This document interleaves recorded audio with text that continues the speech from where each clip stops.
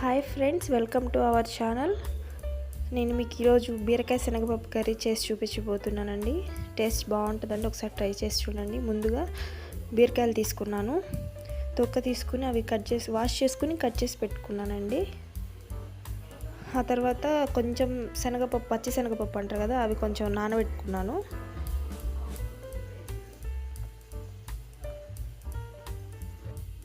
ఇవి ఒక 5 మినిట్స్ నానితే సరిపోతుందండి. 5 మినిట్స్ తర్వాత కొంచెం అవి వాష్ చేసుకుని వాటర్ అన్ని తీసేసుకుని పక్కన పెట్టేసుకున్నానండి. ఆ తర్వాత స్టవ్ ఆన్ చేసుకుని ప్యాన్ పెట్టుకోవాలి.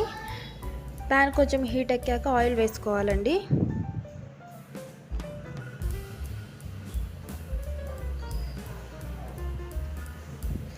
ఆయిల్ వేసుకుని అది కొంచెం హీట్ అయ్యాక 2 ఆనియన్స్ అండి, మీడియం సైజ్ అయితే 2, పెద్దదైతే ఒకటి తీసుకుని దాన్ని కట్ చేసుకుని ముక్కలుగా కట్ చేసుకుని వేసుకోవాలి. ఆ తర్వాత 2 పచ్చిమిర్చి చిన్నగా కట్ చేసుకుని వేసుకోవాలి. పోపు దినుసులు వేసుకోవాలండి. శనగపప్పు, జీలకర్ర, ఆవాలు కలుపుకుంటాం కదా పోపు దినుసులు, అవి వేసుకోవాలి. కొంచెం కరివేపాకు వేసుకుని గరిటెతో కొంచెం ఫ్రై చేసుకుంటూ ఉండాలి. అవి కొంచెం ఫ్రై అయ్యాక మనం శనగపప్పు వేసుకుని మళ్ళీ ఫ్రై చేసుకోవాలండి.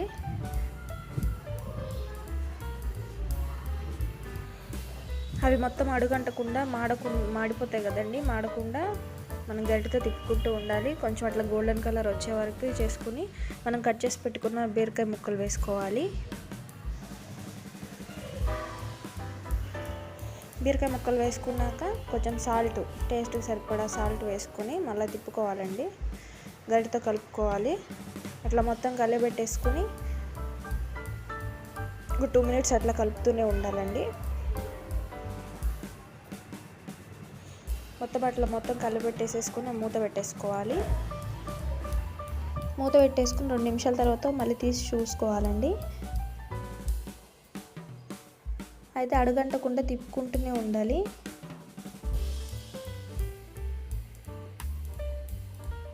అట్లా తిప్పేసుకుని మళ్ళీ మూత పెట్టేసుకుని అవి కొంచెం ఫ్రై అయ్యే వరకు ఉండాలండి.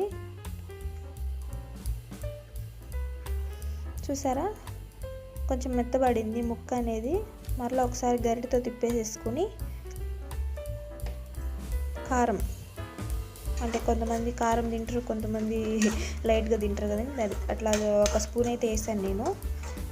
ఫస్ట్ సాల్ట్ వేసేసుకున్నాం కదా, ఇప్పుడు సగం ఫ్రై అయ్యాక కారం వేసుకుని తిప్పుకోవాలి. మొత్తము తిప్పేసుకుని మూత పెట్టేసుకోవాలి.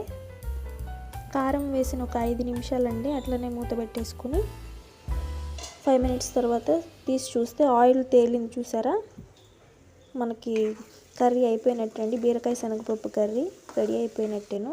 మూత పెట్టుకుని స్టవ్ ఆఫ్ చేసుకోవడమేనండి, అంతే, రెడీ అయిపోయిందండి బీరకాయ శనగపప్పు కర్రీ.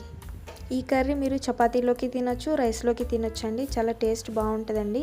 మా వీడియో మీకు నచ్చితే లైక్ చేయండి, షేర్ చేయండి, సబ్స్క్రైబ్ చేసుకోవడం మాత్రం మర్చిపోకండి. Thanks for watching.